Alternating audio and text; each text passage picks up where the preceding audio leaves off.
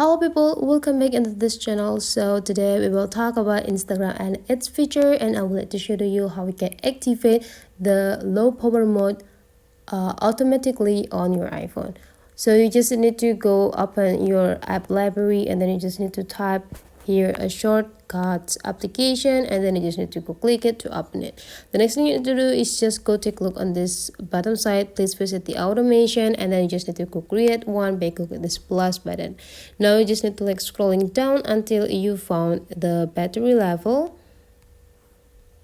And the next thing you need to do is just adjusting what level of the battery that you want to activate the low power mode.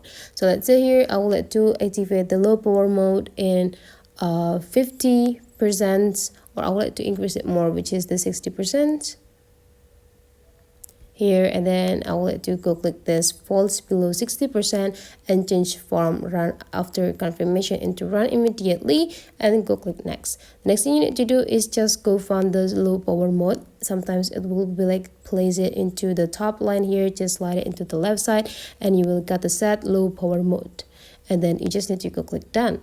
So later, whenever your battery falls below 60%, the low power mode will be automatically activated into your phone.